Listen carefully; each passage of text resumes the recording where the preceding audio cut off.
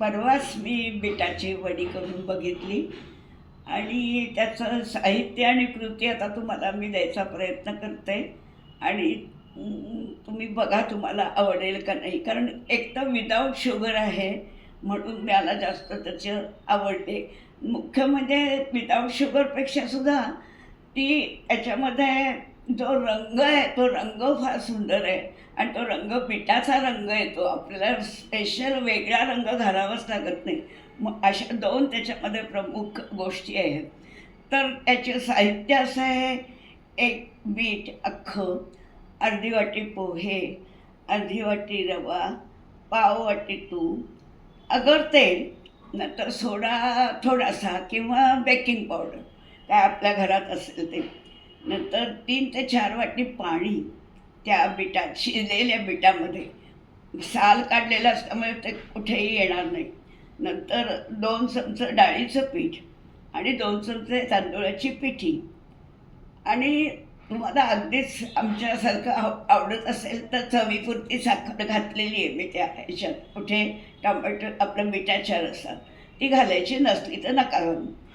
नंतर ते जे आपण साल काढतो बिटाचं आणि जे पाणी आहे त्या उकळत्या पाण्यामध्ये तुम्ही सगळ्या त्या भाज्या टाकायच्या आहेत आणि कुकरमध्ये किंवा ह्याच्यामध्ये शिजवलेल्या असल्यामुळे त्या शिजलेल्याच असतात आणि ह्याच्यामध्ये टाकायच्या कशा आपल्या मिक्सरमध्ये.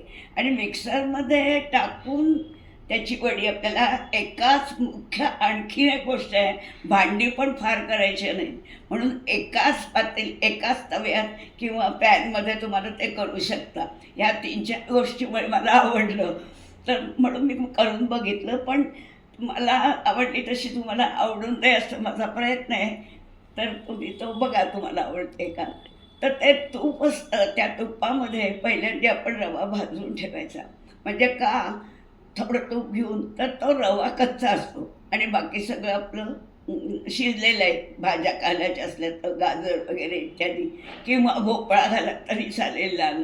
पण मी नव्हता घातला, फक्त गाजर घातलं होतं. तुमच्या मनावर आहे काय ते. पण रंग तर आला पाहिजे, नाही तर रंगच जायचा, पांढरा रंग यायचा. तसं नाही, त्याच्यातच घालायचं सगळं.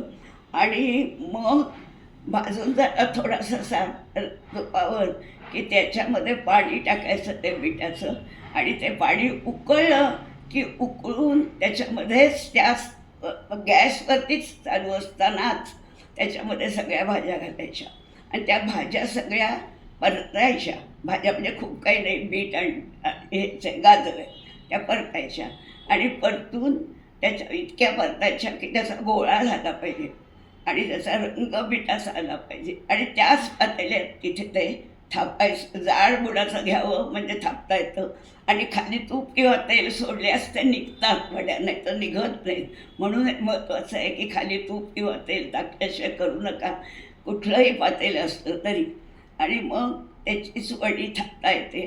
आणि मला असं वाटतं ती वडी तुम्ही खा आणि मला कळवा की तुम्हाला आवडली आहे का नाही आणि बरी वाटली का.